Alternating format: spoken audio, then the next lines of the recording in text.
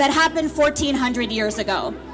And I wonder if we ever stop to think how remarkable just that one sentence is.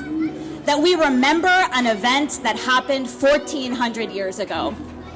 That sentence is so remarkable because it makes us think about this chain, this unbroken chain of love and loyalty that started on a blood-soaked field 1400 years ago and has spread to every corner and every space in the world.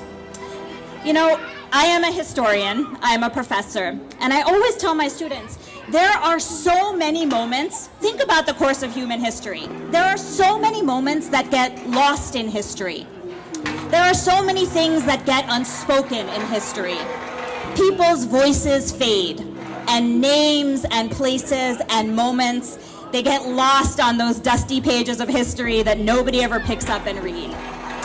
So think about what it means for a moment to not be diminished by the passing of time, or by the changing of time, or the changing of norms, but instead to get more and more meaningful, bigger, more impactful the time that goes by, right? To matter more now even than it did in the moment that it happened. I mean, it's truly remarkable. Peace and greetings to you. We stand here in the Labor Day weekend. Behind me is the fountain of freedom beside Princeton University. We are commemorating the 40th martyrdom anniversary of a saint, a man by the name of Hussein, son of Ali, who is the grandson of the last prophet, Prophet Muhammad. Peace and blessings be upon them. And we are commemorating a man who stood for the principles of humanity. Bismillah ar-Rahman ar-Rahim. In the name of God, the most compassionate, the most merciful. We're gathered here today in Princeton, New Jersey as part of the annual Arbaeen walk. This is an event in which we commemorate Hussein. Now, Hussein was somebody who's the grandson of the Prophet Muhammad, and he gave everything he had in order to oppose injustice. He saw that the ruler of his time would kill people, and he would be corrupt in every possible way. Hussein knew that it was not okay for him to not say anything. Hussein stood up along with his family and friends, and he was martyred in the land of Karbala, Iraq. And we are here to commemorate that mission of Hussein, of continuing that message of fighting injustice. Assalamu alaikum, which means peace be upon you. I'm here standing today in Princeton, New Jersey to talk about a person that's inspired many different people all over the world. His name is Hussein. Most people may not have heard of who Hussein is, and that's one of the reasons why we're here. Hussein is a person who, if you read his biography, you would read about someone who was born into, I guess, quote-unquote privilege. He was born into, he was the grandson of the Prophet of Islam, Muhammad, peace be upon him, who is a descendant of Abraham, a relative of Jesus, and also Moses, and many other prophets. So Hussein was a grandson of Muhammad and raised by his father Ali, Imam Ali, and his mother Fatima.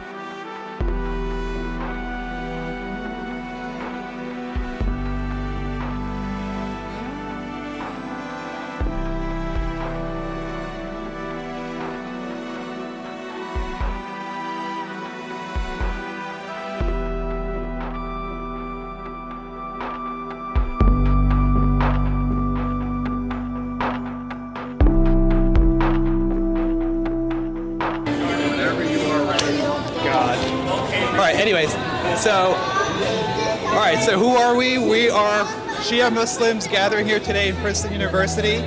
We are doing an Arbaeen walk to bring awareness about the message of Imam al-Hussein.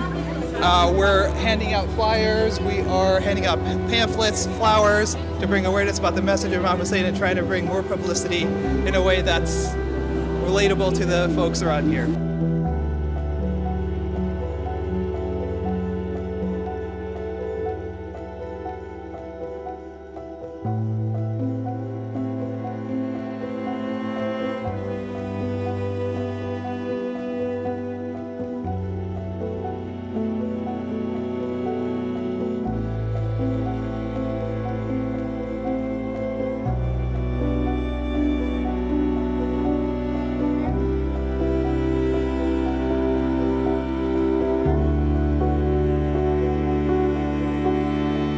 But unfortunately, my dear friends, as we the lovers all know, but our neighbors may not know, because of the silent majority who stood and watched this saintly figure, who's a symbol of standing against oppression, they stood and watched his slaughter, the slaughter of his children, the slaughter of his companions, and then after that, what happens? The captivity of his women and children. Imagine on a hot day like this, nothing can compare to the heat of the desert of that time. For days upon days, these women and children were taken in chains from town to town, from city to city, paraded in the heat of the desert, through Iraq, into Syria, into Lebanon, and back into Syria, to the capital city of Damascus, to the court of that oppressor. Imagine that. And then what happens? Lady Zainab, the sister of the saintly figure. Again, Google it, my dear friends, my citizens in Princeton, and you will find out for yourself who this great lady, the sister of this Saint Hussein that we're all here gathered and honoring today. We're here today to remember and commemorate the epic stand of Imam al-Hussein and his family. By any standards, the tragedy of Hussein, if it were to happen today, in this day and age, it would have created a big uproar in various places in humanity.